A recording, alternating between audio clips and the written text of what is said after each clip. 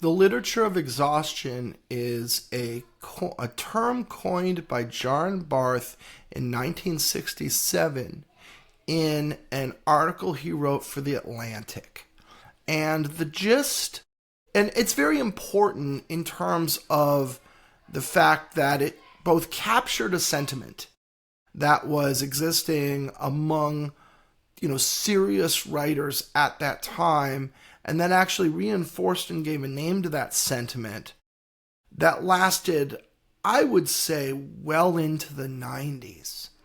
And during that period of time, 1960 to 1990, 1950 to 1990, this idea of the literature of exhaustion was big in shaping how contemporary writers who were trying to really advance their craft thought about writing and history and what they had to do.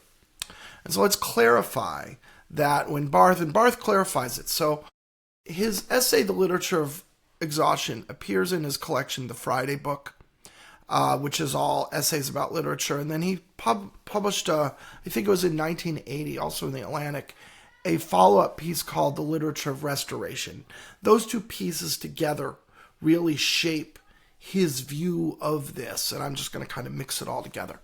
But what Barth even defines in the first of those two essays, that he doesn't mean, when he says the literature of exhaustion, he doesn't mean exhaustion like I'm tired, like I'm too tired to write. What he means, and he defines that a less punchy but more accurate description would be the literature of exhausted possibilities.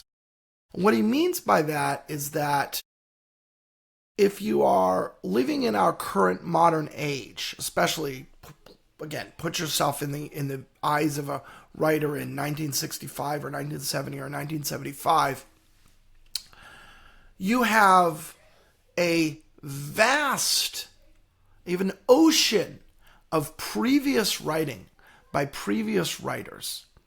And all of that exists in the world. All of that is accessible, from publishers or the world's libraries.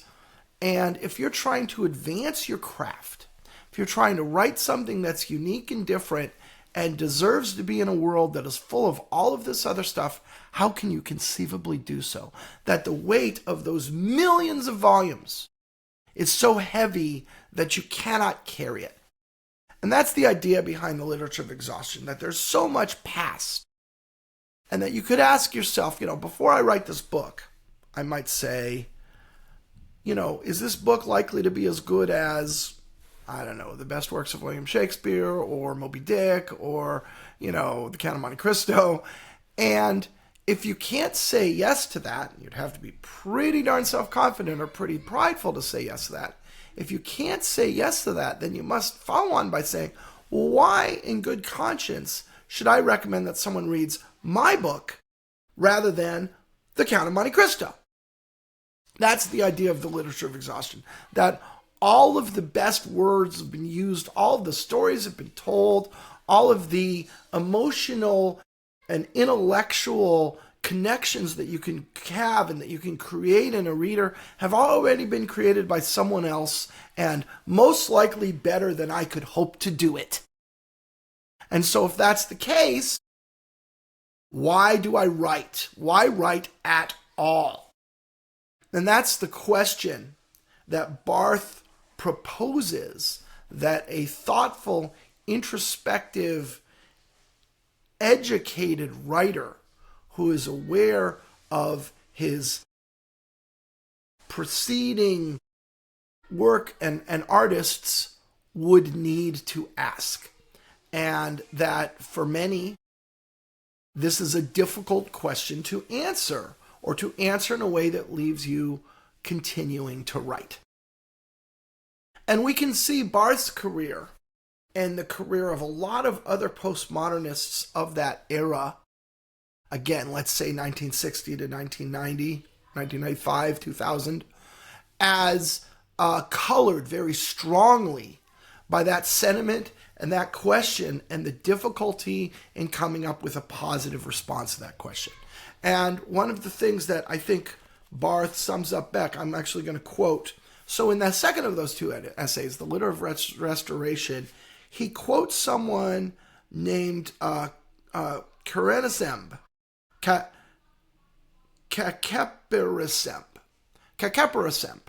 And Kakeperesemb is a Greek scribe from approximately 2000 BC.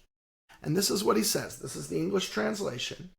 Would I had phrases that are not known, utterances that are strange, in new language that has not been used, free from repetition, not an utterance that has grown stale, which men of old have spoken.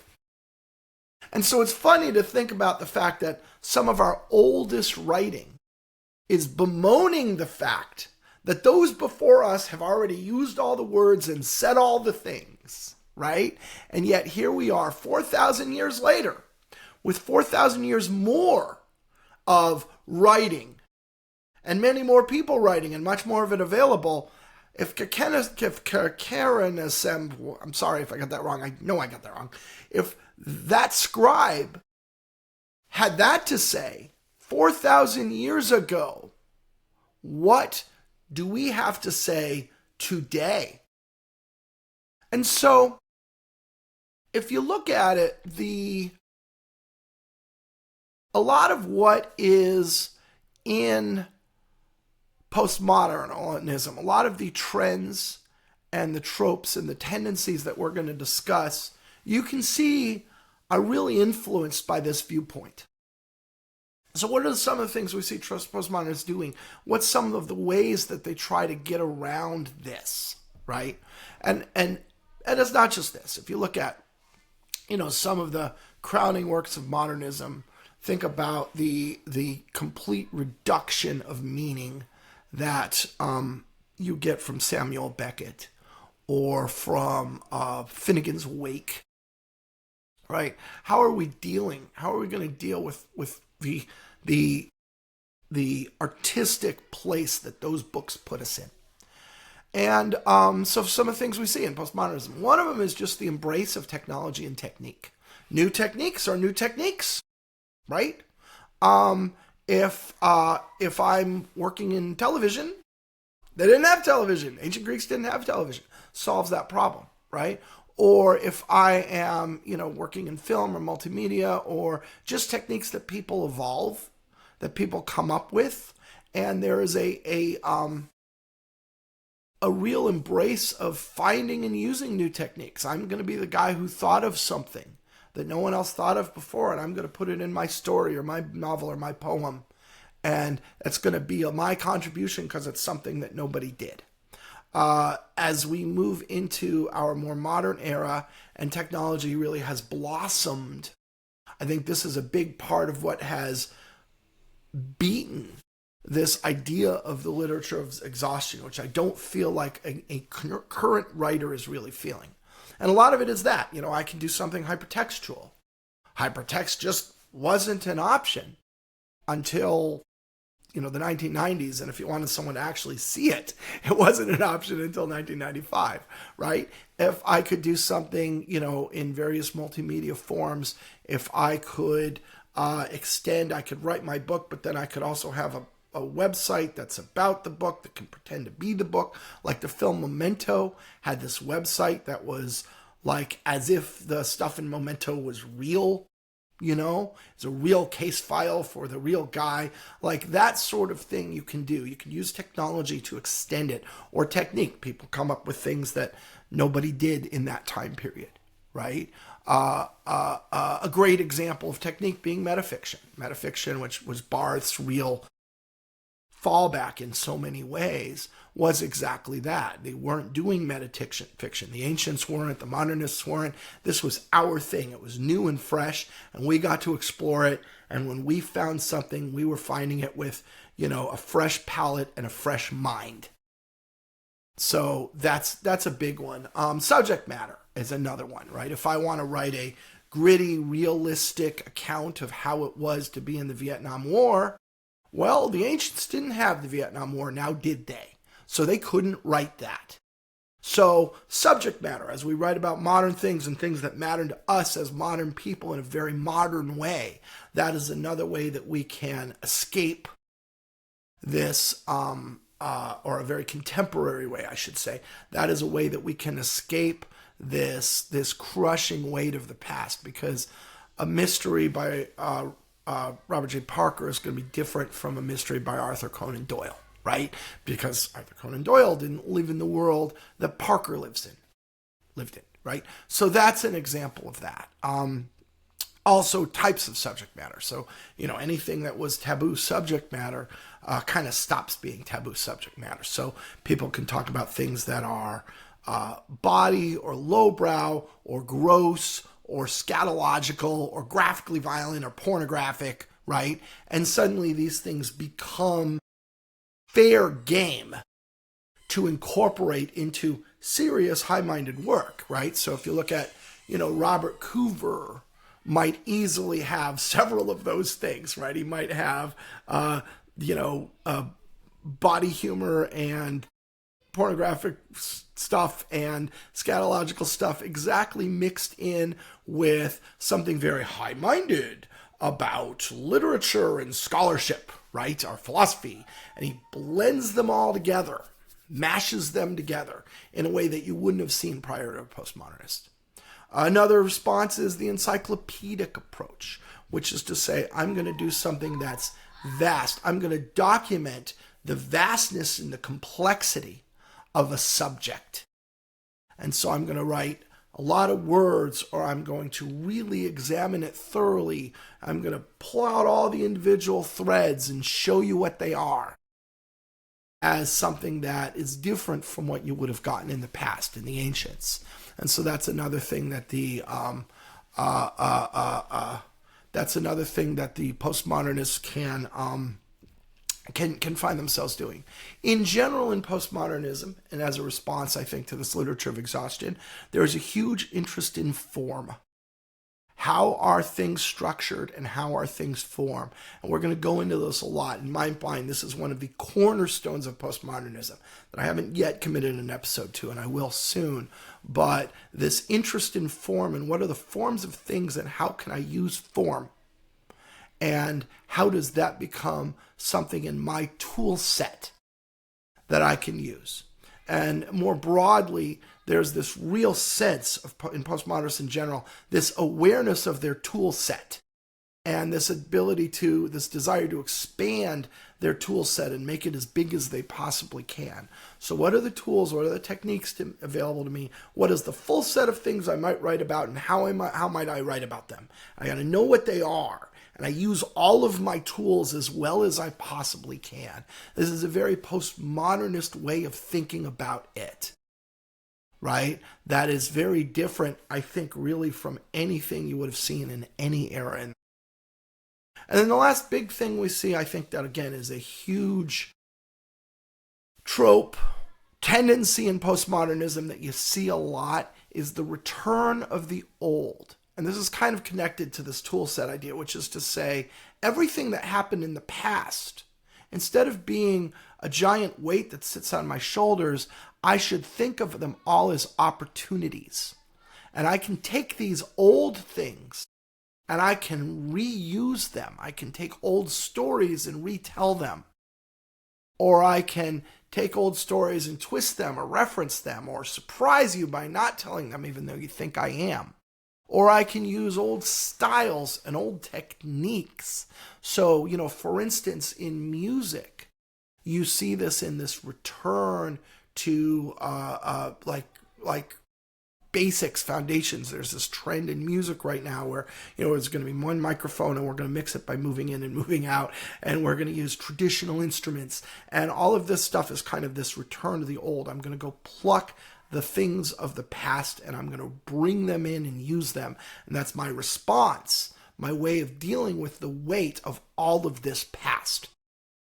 So if you look at writing, if you think about a novel like The Quincunx or Jonathan Strange and Mr. Norrell or The Alienist, these are all written to sound like Victorian novels. That author wants you to feel like you're reading a Victorian novel when you're reading this novel today. And that is a return of the old. That's a treating the past as my tool set that I can use. And by using it, right, you do a little bit of jujitsu. The more past that there is, it's not more of a burden, it's more of an opportunity, because there's more tools that I can grab and use. And there's more than this, obviously. All of these things will get deep dives, probably on more than one occasion, looking through different prisms on this channel. But these are all examples of how we deal with the literature of exhaustion. Now, as I said, I think this idea has faded in importance since maybe the year 2000. And some of it is that just the transformational nature of technology is so incontrovertible. First with the personal computer, then with the internet, now with AI, that it's hard for a serious thinking person to imagine that we can't break free of what people said in the past. It just doesn't seem sensible anymore. And then connected to that is the proliferation of voices, the ease of publication. So, in the past, when Barth wrote these essays, it was very hard to get people to see your words. They were limited. There were a few publishers of books. There were, newspapers certainly, and some amount of broadcasts, but it was a very lucky few creative people who could actually put their creative words in front of an interested audience.